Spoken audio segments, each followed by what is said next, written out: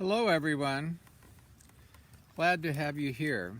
I'll be back in just a moment. Just bear with me and enjoy the view. I shall be back in just a moment.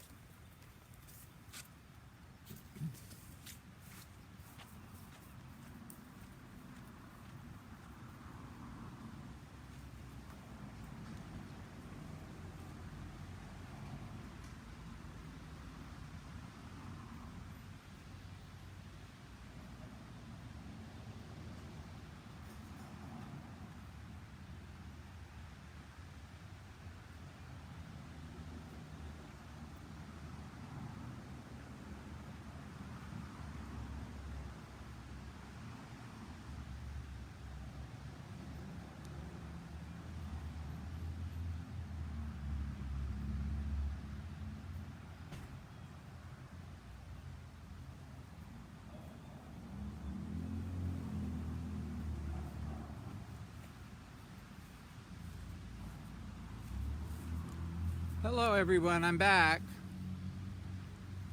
I was going to have music, but I left my iPhone in the car. You can't see me, but I can see you. So glad to have you here. Thanks for being here, everybody. Thanks for coming, Megan and everybody. So today is curating day for families, children, and friends.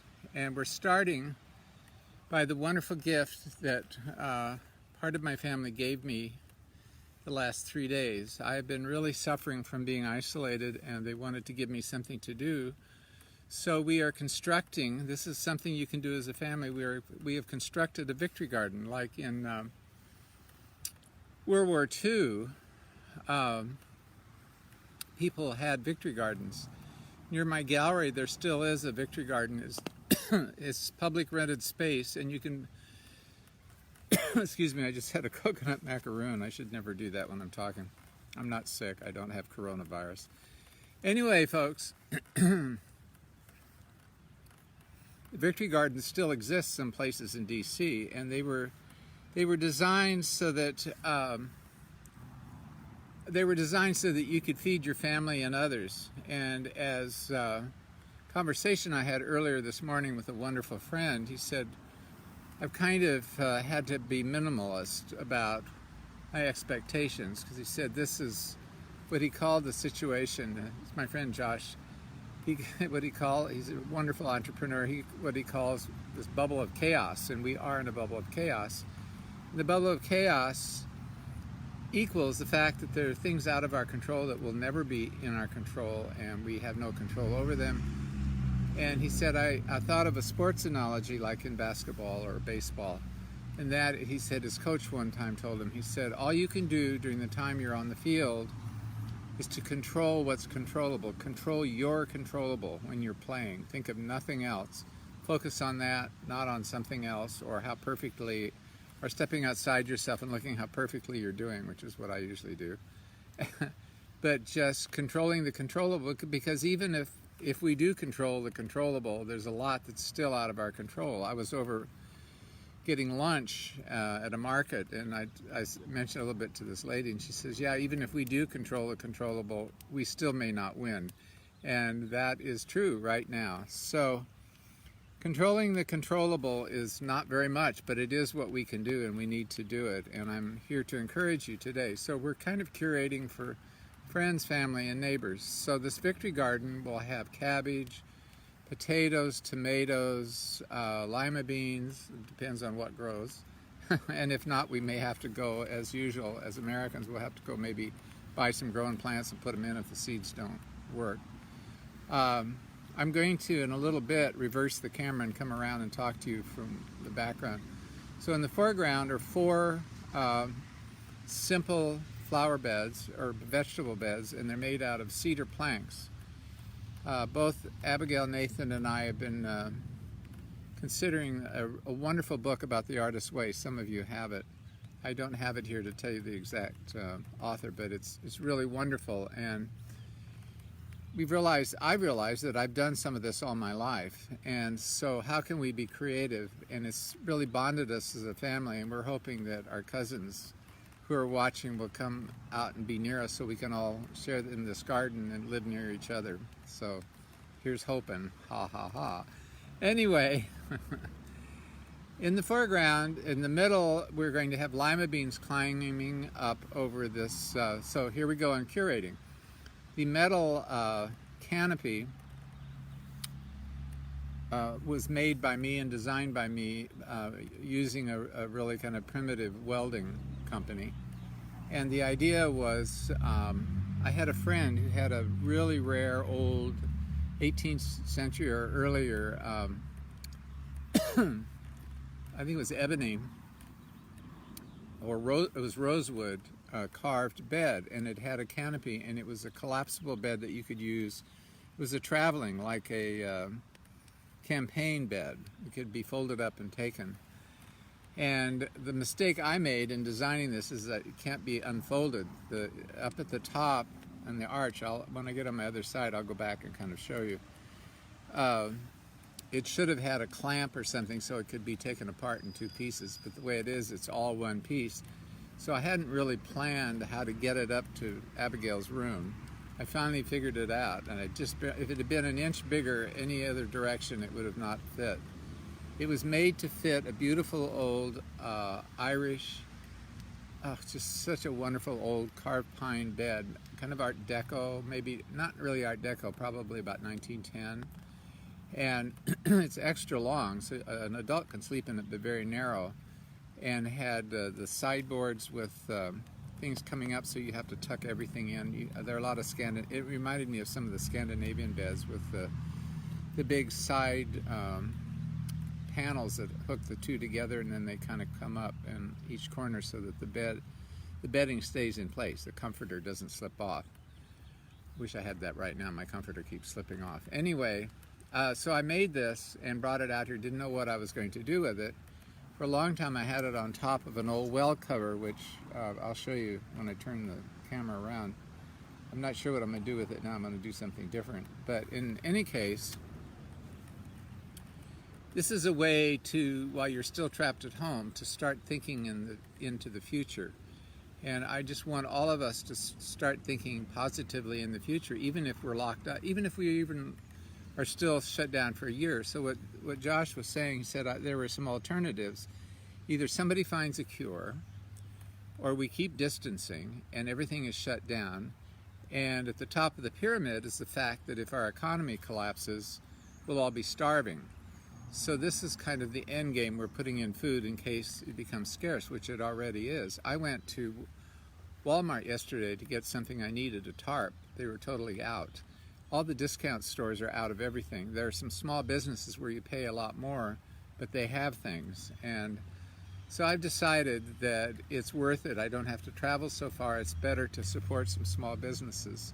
So I mentioned there's this wonderful church in Baltimore who couldn't do a food kitchen, and so they decided to figure out something else. So they decided they would like to support, they would really like to support local restaurants and small businesses to keep them alive. So they started out with a modest goal of $4,000, a very small congregation. But they would hire restaurants to cook meals, and then they would find out where to distribute them through some of the food bank in the community. And so that's what they've done, but it's grown so much. They're almost up to $12,000 now and have a separate website where all these agencies and stuff can contact them. And they're now reaching out to caregiver workers like policemen, ER responders, nurses like Abigail. It's just really wonderful and creative. And as I've showed you for the last few days, I've been repetitive for a reason. We see the finished portrait, we see ourselves as the way we'd like to see ourselves, and that's all gone now. We're in a bubble of chaos. And when we come out of the bubble of chaos, we may have learned something. Like my friend Josh this morning was saying that there was another generation. It's based on a new book. There was another generation that had grit. This is the first about 2 generations that haven't had grit. And if my folks went through the Depression, World War I and World War II, because they were older, and they all had grit, and it informed everything they did after that. So hopefully, as a woman yesterday when I was buying something and had to return it, nobody will take returns, by the way, so be careful. You can't do like you used to do, like just take it all home and then take it all back. It doesn't work because you've touched it. But I bought some pots that were not like the ones out here, and they didn't work, and so I brought them home. I didn't touch them other than the person putting them in the van, and we all took a look and said, it's not right. So I went back, said right on the turns on the door, no returns at all during the coronavirus outbreak. And so we had to call the manager, and I said, I haven't touched these. The only person that touched them was you guys in the store, and I'm bringing them back right now. And she said, okay, this one time it's the only exception and no other exception, because it's actually a business law right now.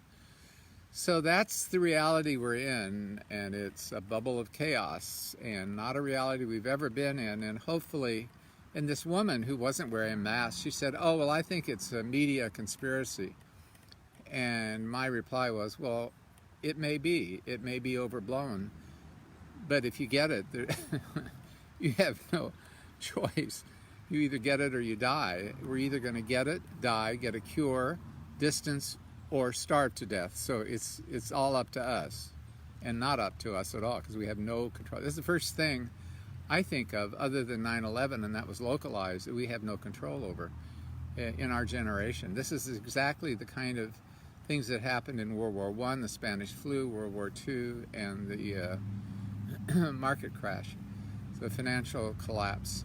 The other thing on this, and I don't want to keep going on this because I want to show you some things, is that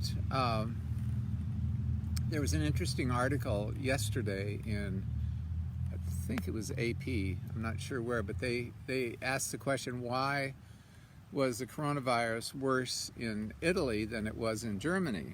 It's a very, very simple question. This is where the bad word capitalism comes in for some people. Some people love it. But the fact is that the German economy, and also the fact that they had grit after being so destroyed in World War I, and then being destroyed by Hitler, and then almost being destroyed in the East by communism, and now they're survivors. They have grit. They've learned to have grit. And I think it's really interesting. They have the lowest rate of coronavirus anywhere in the world, and this article said there's a very simple fact. Their economy was strong, and so all the extra hospitals that they had built in the past, they kept them all going. So in case of a crisis, they planned ahead. We plan on deficit spending. We don't think ahead, and that's part of having grit, planning for the future. So I just want to encourage you all to think about that, and your children can start thinking about it. You can help them to start thinking about it right now, planning for the future. Like if you give them an allowance, maybe putting 10% away, or 10% to charity, and maybe living on the 80%. Whatever works for you is good, because the reason Italy was so devastated, one was their healthcare system has collapsed because their economy has collapsed. So they've had to close a lot of facilities and fire a lot of help. The other is that the nursing homes have collapsed and nobody can afford them, so the families have been living, the elders have been living with their families. Now, on the surface, I thought, oh, that's a really good advantage, because in this country now, the nursing homes are where most of the people are dying. And Abigail pointed out that, yeah, that may be true, but the fact is, in Italy, they didn't have a good plan for the old people living in the homes of younger people, and the younger people brought them home and killed them off. So you can't win either situation. Again, we're in this bubble of chaos where there's no winners, but you can control what you can control, and that's all, and it may not even be enough, but at least it's something. So being redemptive in a time of crisis and suffering is really important, and that's where God comes in. He can help us to think, strategize, His strategy, His thoughts, rather than our grandiose plans for reforming ourselves in our own image. That is the American way, unfortunately, because if you don't like your dress, you just go out and buy another one and get a size bigger so you look better. And like Josh was saying later, he said, it's so interesting, I'm getting healthier because I put down, what can I do that's controllable, like in sports? What I can do is take care of my health, and so I've been running and enjoying it. I've been reading, and I've turned off the news, and I've gotten off social media to a great degree and just read what I think I should read and try to surround myself with beautiful things, actually. And this morning I was trying to clean up the mess in the kitchen after cooking a dinner and eating it outside. It was total chaos. We had dinner together 6 feet apart, a friend and part of my family, and it was complete chaos. The kitchen is still a little bit like that.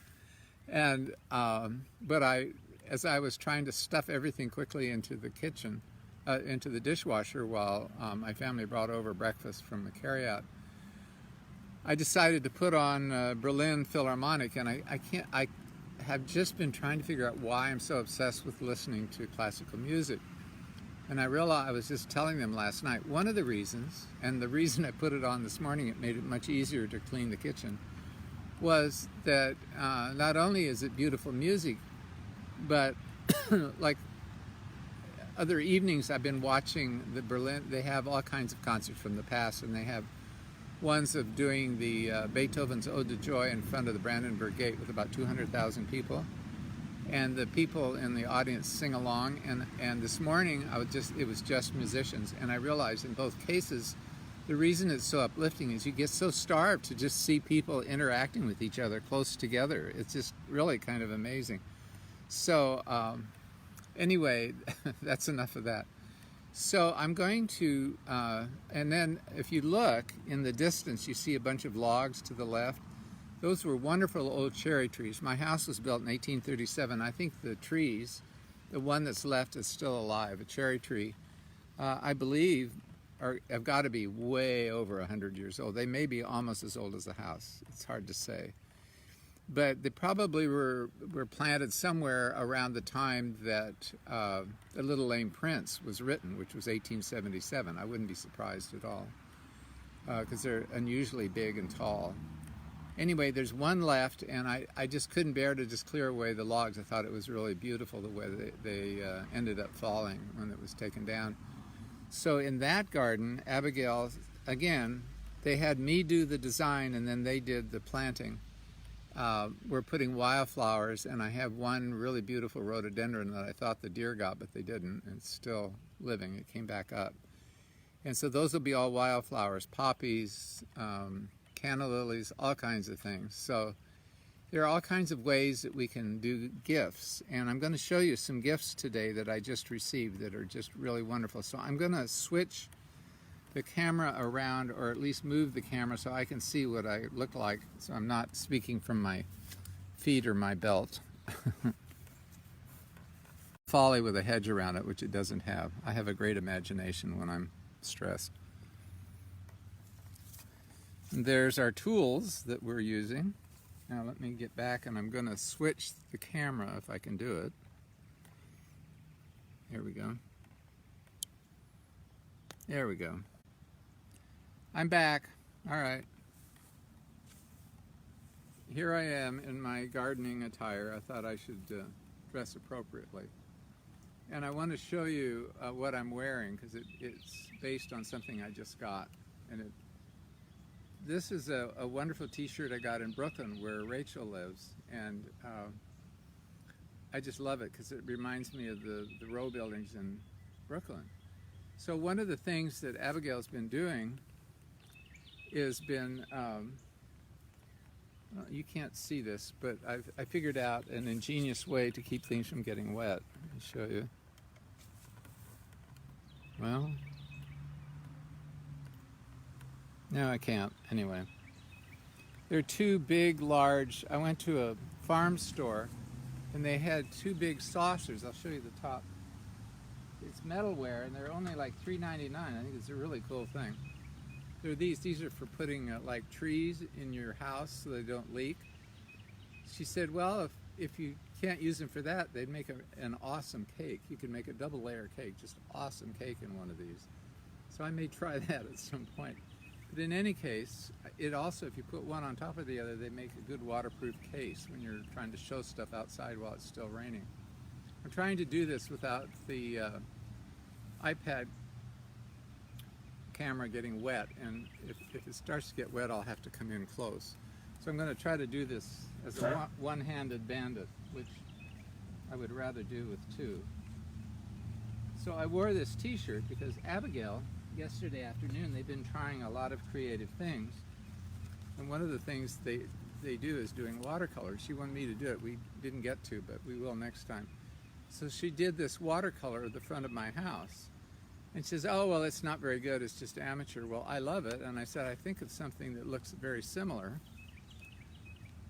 They're very similar, actually. So she's a good artist as far as I'm concerned. Anyway, it also looks like a house that we had a wonderful trip just before Christmas, and through God's grace, we got back just before everything broke loose and the bubble of chaos burst, and nobody was traveling to Europe, because they said that it was in Italy in December and January, and we had friends that lived in Italy that came visit us in Strasbourg, so I'm very thankful we were able to do that. So that's one thing. The next is a really wonderful thing. I have a friend who I've just reconnected. He's been watching the program, and he loves Lewis. And he's written his own book, and it's really wonderful. It's called Relationships, the Real Estate of Heaven. And it's Relationships, the Real Estate of Heaven. And there's something that he says in the beginning. It's dedicated to a group of discipleship guys. And he actually befriended my son-in-law, Nathan, in one of those groups. But I want to read what he says.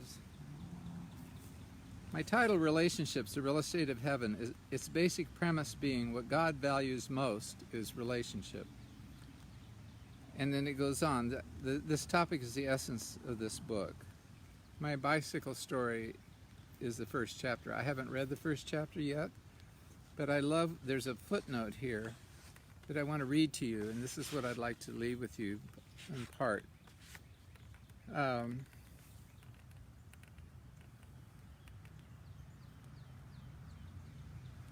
subsequent pages, I will include much about how God uses projects and tasks in which we are invited to join Him with the purpose of bringing us closer to Him and to our neighbors.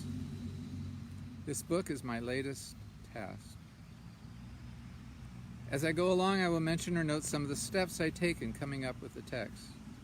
It is my hope that you as a reader will find it interesting and helpful in understanding how God leads us in developing our relationship with Him and relationships with others. And I think that's really a wonderful thing for this time of a chaotic bubble. Oh, you can't see my head, sorry. Thanks. There we go. There we go. I'm going to take this down. I don't need it. I think. I'm looking. No, it's okay. So you heard that. You don't need to see my face. Now you can see my face. I'm going to show you some. This was a gift that came in the mail, and I'll tell you, there's nothing worse right now. It's going to your mailbox. I have a P.O. box, and having it empty. When you don't even get junk mail, it starts getting to you when you're isolated like this. So there's that, and then I'll show you something else.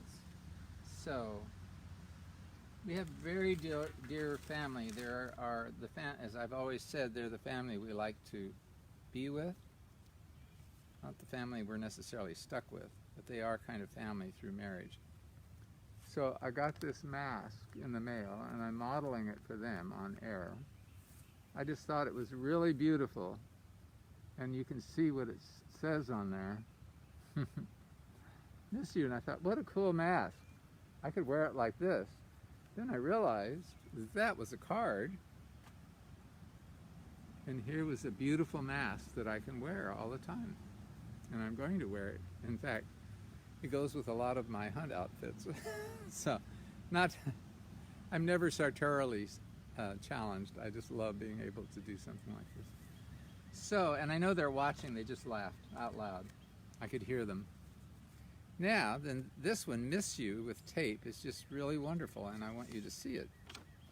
Inside it says, Miss You, I hope that today is a great day for you. Love, Bethany. Isn't that wonderful? I just love it so much. Love Bethany. Thank you, Bethany. Next. Now this one is interesting. I think something got mixed up since the family is very creative, and I would say there's a super mom hiding behind all this. This is from Katie to Mrs. Andaya, whoever she is. I love you. Might be her teacher, not sure. Anyway, it's all right, Katie. I take it because you love me too, and I love you, so it's really all right. Sorry about my head. Then this one. Then there's this really pretty one from their oldest daughter, Amanda.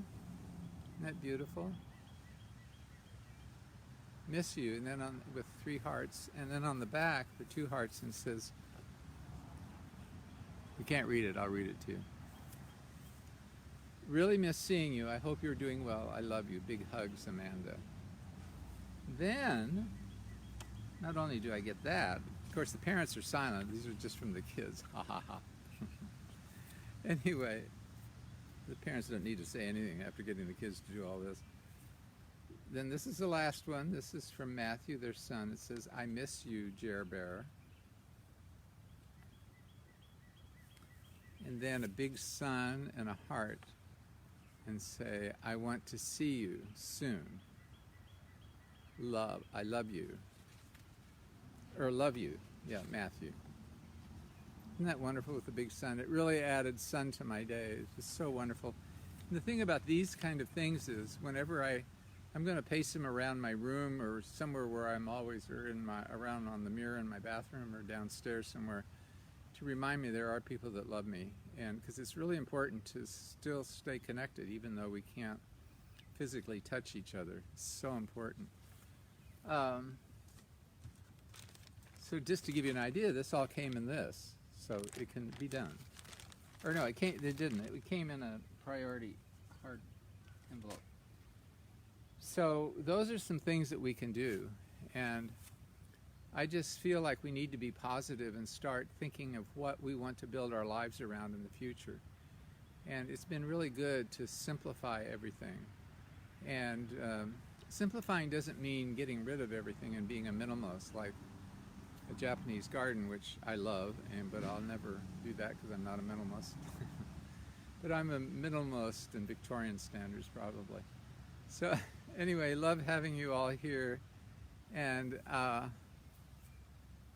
just love being with you all, and thank you all to Megan and family. And I'm not opening my mouth big enough. I see somebody's reminding me. Anyway, I love you all, and it's really great to see you. And tonight there will be a program at 7. Last night was due to conflicts of my inner self and technology, but we're back on track. And tonight I'll be talking about the secret of a clue that I found out through reading Lewis and one of the characters, and I think you'll find it really, really interesting. Lewis was such a brilliant writer. Thank you all for joining me today. Love you all, and see you tonight. God bless.